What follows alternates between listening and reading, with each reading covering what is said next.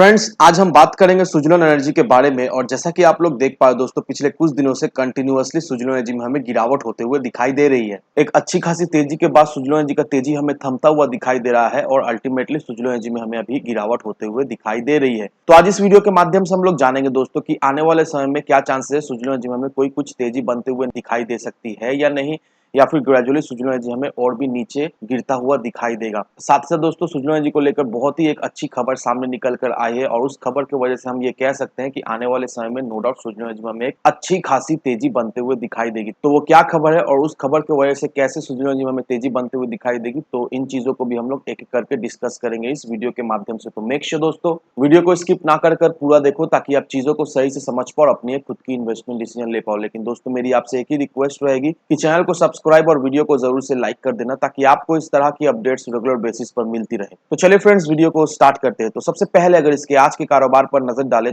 तो स्टॉक जो है ओपन हुआ 9 रुपए 20 पैसे में, हाई बनाया इसने 9 रुपए 25 पैसे का, लो बनाया इसने 8 रुपए 85 पैसे का। और आप देख पाए दोस्तों किस लेवल पे ये ट्रेड कर रहा है। और साथ ही साथ इंट्राडे में ये हमें 2.5-3% तक टूटता हुआ भी दिखाई दे रहा है। वहीं अगर पिछले 5 दिनों के परफॉर्मेंस को देखेंगे दोस्तों, पिछले 5 दिनों से कंटिन्यूअसली सुजलोन एनर्जी में हमें गिरावट होते हुए दिखाई दे रही है। लेकिन वहीं अगर सुजलोन एनर्जी के 1 साल के परफॉर्मेंस को देखेंगे दोस्तों, तो पिछले 1 सालों में सुजलोन एनर्जी ने अपने इन्वेस्टर्स को एक बहुत अच्छा रिटर्न बनाकर दे दिया है। लेकिन वहीं अगर आप यहाँ पर देखोगे दोस्तों, 27 जुलाई 2022 सुजलोन एनर्जी हमें जब 6 रुपए 20 पैसे के लेवल पर ट्रेड करता हुआ दिखाई दे रहा था, उस समय भी मैंने आपको बताया कि सुजलोन एनर्जी में फ्रेश एंट्री ले लो, वहां से आपको एक अच्छा खासा प्रॉफिट मिल जाएगा। और आप देख लो दोस्तों, 27 जुलाई से 6 सितंबर तक सुजलोन एनर्जी हमें करीब करीब 72% का एक रिटर्न बनाकर दे दिया। तो आप देख लो दोस्तों, बहुत ही कम समय में 1-2 महीने के टाइम फ्रेम में सुजलोन एनर्जी ने किस तरह की रिटर्न अपने इन्वेस्टर्स को बनाकर दे दिया। तो कहने का मतलब यही है दोस्तों, मैं हमेशा आपको यही बताता हूँ कि सही लेवल पर एंट्री, सही लेवल पर एग्जिट लेना बहुत ही महत्वपूर्ण रहता है। अगर आप सही लेवल पर एंट्री और सही लेवल पर एग्जिट लेते हो तो नो डाउट आप किसी भी स्टॉक से एक अच्छा खासा रिटर्न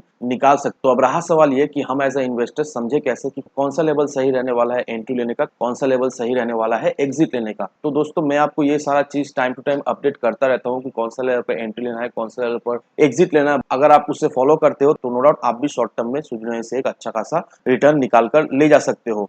तो अब रहा सवाल ये कि हम एज ए इन्वेस्टर्स अभी इस लेवल पर इन्वेस्ट कर सकते हैं या नहीं, क्योंकि ग्रेजुअली सुजलोन एनर्जी में हमें गिरावट होते हुए दिखाई दे रही है। अभी सुजलोन एनर्जी में हमें सेलिंग प्रेशर दिखाई दे रहा है। तो क्या अभी इस लेवल पर इन्वेस्ट करना सही होगा या नहीं, या फिर अभी फिलहाल अवॉइड करें, कौन सा लेवल सही रहने वाला है सुजलोन एनर्जी फ्रेश एंट्री लेने का। तो होपफुली दोस्तों इस वीडियो के माध्यम से आपको क्लियरिफिकेशन मिल जाएगा। अब दोस्तों कुछ इंपॉर्टेंट अपडेट्स को देख लेते हैं। तो यहाँ पर इस आर्टिकल को देखो, इस आर्टिकल में क्या मेंशन किया हुआ है, the bill for India's renewable energy goal by 2030 560 billion. अब दोस्तों इसका मतलब क्या हुआ, इसे मैं आपको शॉर्ट में बता दे रहा हूं। अब एनआईएफ के एमडी और सीईओ सुजय बोस, उनका क्या कहना है, उनका यही कहना है कि इंडिया का जो टारगेट है 2030 तक, अगर इंडिया उसे अचीव करना चाहती है तो इंडिया को अच्छा खासा इन्वेस्टमेंट लगने वाला है। इंडिया को करीब करीब $200 बिलियन का इन्वेस्टमेंट लगने वाला है अगर इंडिया 500 गीगावाट का non fossil fuel energy project अगर सेटअप करती है। और इंडिया को 160 बिलियन का फंड लगने वाला है अगर इंडिया अपने ग्रीन हाइड्रोजन गोल को स्टेब्लिश करना चाहती है। और $200 बिलियन का इन्वेस्टमेंट लगने वाला है इलेक्ट्रिक व्हीकल्स का प्रोजेक्ट को सेटअप करने में। तो अगर ये सारे अमाउंट को अगर हम लोग ऐड करें तो करीब करीब $560 बिलियन का ये अमाउंट आ रहा है। अब दोस्तों इतना अमाउंट लगने वाला है, अगर इंडिया अपना जो गोल सेट किया है उसको अगर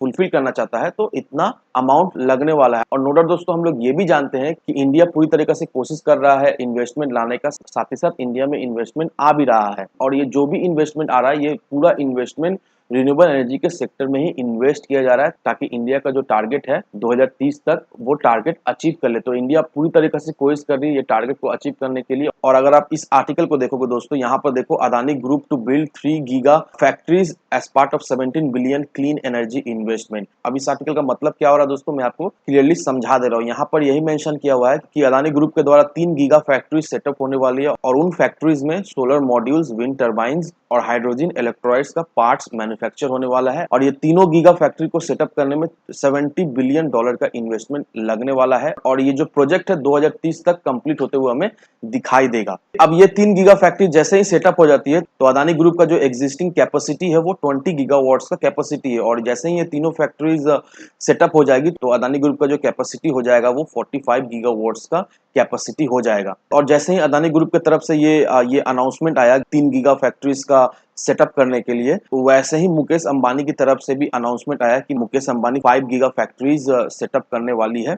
अब देखो दोस्तों, ये आर्टिकल देखकर हम लोग क्या समझ पा रहे हैं, ये आर्टिकल देखकर हम ये समझ पा रहे हैं कि अदानी ग्रुप ने जो टारगेट सेट किया है वो target no doubt Adani group तो अचीव करने ही वाली है। साथ ही साथ ये जो गीगा फैक्ट्रीज जो सेटअप होने वाली है, इससे नो डाउट सुजला एनर्जी को हमें डायरेक्टली फायदा मिलता हुआ दिखाई देगा। डायरेक्टली फायदा मिलता हुआ क्यों दिखाई देगा दोस्तों, उसे भी मैं आपको बता दे रहा हूँ। अगर आप इस आर्टिकल को देखोगे, यहाँ पर देखो दोस्तों, अदानी ग्रीन एनर्जी और सुजला एनर्जी दोनों मिलकर एक प्रोजेक्ट पर काम कर रही है और ये जो प्रोजेक्ट है वो गुजरात में होने वाली है और ये प्रोजेक्ट का जो टोटल कैपेसिटी है वो 327.6 मेगावाट का कैपेसिटी है और ये जो प्रोजेक्ट जो गुजरात में सेटअप होने वाली है ये 2024 तक कमेंस हो जाएगी। अब ये मैं आपको क्यों दिखा रहा हूँ दोस्तों, ये मैं आपको इसीलिए दिखा रहा हूँ दोस्तों ताकि आप क्लियर हो जाओ कि अदानी ग्रुप के साथ सुजला एनर्जी का एक अच्छा खासा पार्टनरशिप है। अदानी ग्रुप की तरफ से सुजला एनर्जी को अच्छा खासा प्रोजेक्ट मिलता है और आने वाले समय में ये पार्टनरशिप हमें कंटिन्यू रहते हुए दिखाई देगी और अदानी ग्रुप जो ये गीगा फैक्ट्री सेटअप कर रही है, नो डाउट सुजला एनर्जी को इससे डायरेक्टली हमें बेनिफिट मिलता हुआ दिखाई देगा क्योंकि ये गीगा फैक्ट्री में जो भी विंड टर्बाइन्स के पार्ट्स या कुछ भी मैन्युफैक्चर करना होगा तो इससे डायरेक्टली हमें सुजला एनर्जी को ऑर्डर मिलता हुआ